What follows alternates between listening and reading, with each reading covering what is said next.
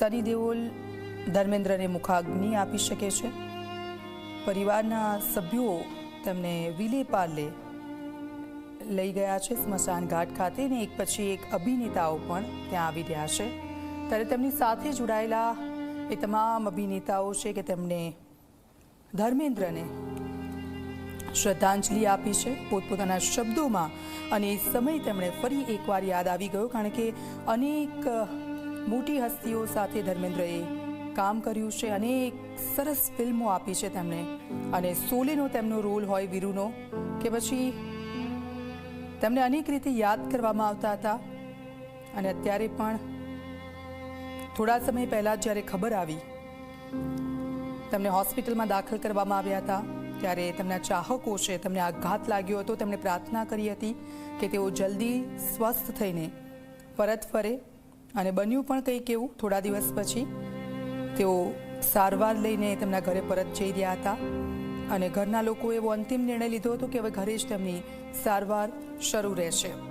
પરંતુ આ બધાની વચ્ચે આજે જે સમાચાર આવ્યા, તમામ જે તેમના ચાહકો છે તેઓ આઘાતમાં સરી પડ્યા, કારણ કે આપ જુઓ,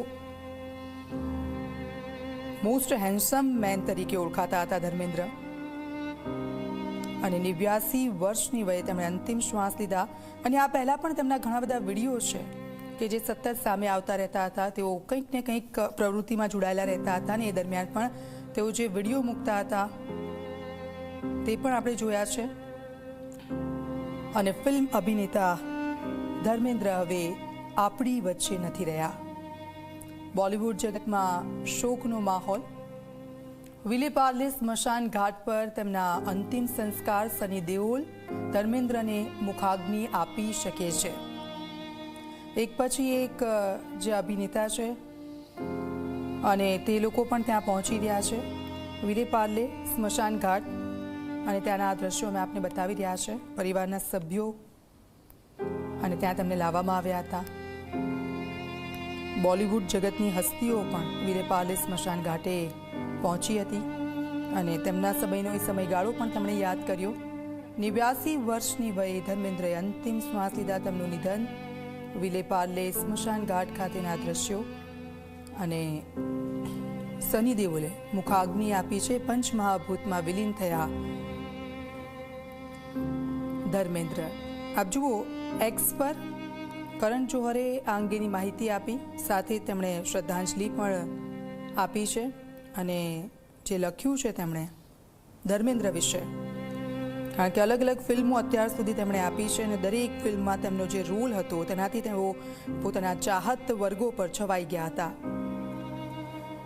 परिवार के लोगों ने अपनी नाराजगी व्यक्त करी, फिर चाहे हेमा मालिनी हो, ईशा देओल हो, यहाँ तक कि सनी देओल ने मीडिया के सामने आकर काफ़ी नाराजगी व्यक्त करी कि भाई इस तरह से जो है नहीं होना चाहिए। और यही एक कारण हम कह सकते हैं कि परिवार जो नहीं चाहता था कि कोई भीड़ भाड़ हो या उनके मौत के दौरान इस तरह की कोई जो एक तरह से तमाशा ना बने। और अश्विन, आप अचीवमेंट्स की बात कर रहे हैं, मैं इसे भी पूरे परिवार को एक रखकर वो आगे बढ़े हैं, ये भी बड़ी अचीवमेंट है, खासकर आज के इस दौर में। जी बिल्कुल, देखिए शुरुआती दौर में जब उनकी शादी हेमा जी से हुई, उस वक्त परिवार में कुछ नाराजगियां थी, लेकिन धीरे धीरे ये धर्मेंद्र का ही करिश्मा था कि उन्होंने दोनों ही परिवार यानी पत्नियों के बच्चों को एकजुट रखा, और आखिरी समय तक ये सभी एक साथ मौजूद रहे, एक प्लेटफॉर्म पे रहे। और आप देखिए इतनी सीक्रेसी मेंटेन करी गई कि बाकायदा एम्बुलेंस घर पर जाती है। अर्ली मॉर्निंग जो हमें जानकारी है कि उन्होंने देहावसान किया, उनका जो निधन हुआ, इसके बाद एम्बुलेंस बुलाई गई, घर पे कुछ पुजारी पहुँचे, उन्होंने कुछ धार्मिक जो प्रथा है वो पूरा की, और फिर उनके शव को यहाँ पर एम्बुलेंस के जरिए लाया गया। मैंने एक अधिकारी से बातचीत करी, उनसे हमने पूछा कि क्या राजकीय सम्मान के साथ उनका अंतिम संस्कार होगा, तो उन्होंने कहा कि परिवार की तरफ से कोई जानकारी अभी तक जो डेथ की है वही उन्हें मुहैया नहीं कराई गई है। देखिए, और यहाँ पर सेलिब्रिटी पहुँचा है दिखाने की कोशिश करता हूँ। आपको बता दें कि परिवार की तरफ से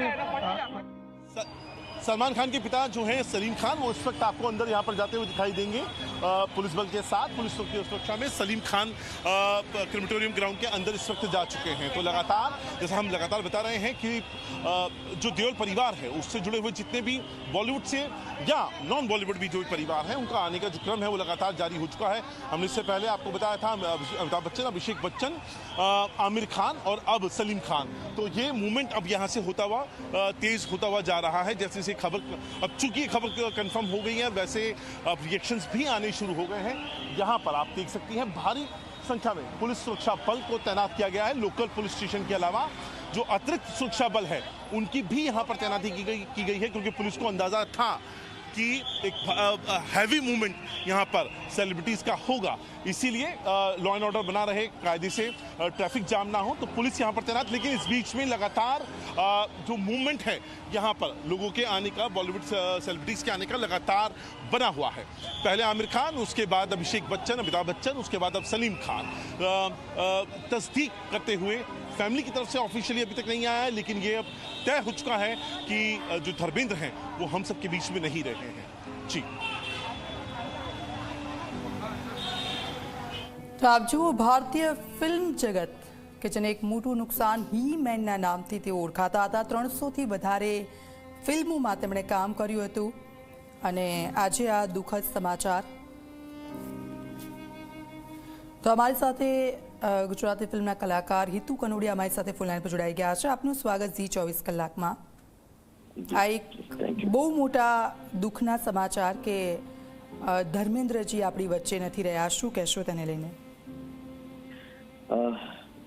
આપણા હિન્દુસ્તાનના હીમેન ગયા, આપણા સૌથી હેન્ડસમ, એટલે વર્લ્ડ સિનેમા, આખી દુનિયાની ફિલ્મ ઇન્ડસ્ટ્રી લો એમાં one of the most handsome hero એવા ધર્મેન્દ્ર સાહેબ હતા, જે આટલા બધા અલગ અલગ પ્રકારના વિભિન્ન પ્રકારની ફિલ્મોમાં કામ કર્યું। ઋષિકેશ મુખર્જીની ફિલ્મો હોય કે પછી શોલે જેવી ફિલ્મો હોય, action film, entertaining film, comedy film, બધી જ પ્રકારના કેરેક્ટર ખૂબ સુંદર રીતે નિભાવતા હતા। પબ્લિકનું દિલ તો સખત રીતે જીતેલા કે એમની ફિલ્મ આવે એટલે તમારે સિલ્વર જુબલી પાક્કું અને લાઈનો લાગે। આમ સખત એમનો ક્રેઝ, એમની પર્સનાલિટી, પણ તે છતાંય જમીન સાથે જોડાયેલા આવડા મોટા સ્ટાર હતા તોય બધાને એમ જ ફિલિંગ અપાવે કે મેં કિસાન કા બેટા હું। તમને એવું જ ફીલ થાય કે આપણું કોઈ વ્યક્તિ છે, આપણો કોઈ માણસ છે। એટલે એ આખું જે એમની વ્યક્તિત્વ, એમની પર્સનાલિટી, એમનો પરિવાર પ્રત્યેનો જે આખો એક અલગ જ પ્રેમ, all these things calculated, એવું કહી શકાય કે one of the best human being on અર્થ હતા જે આજે।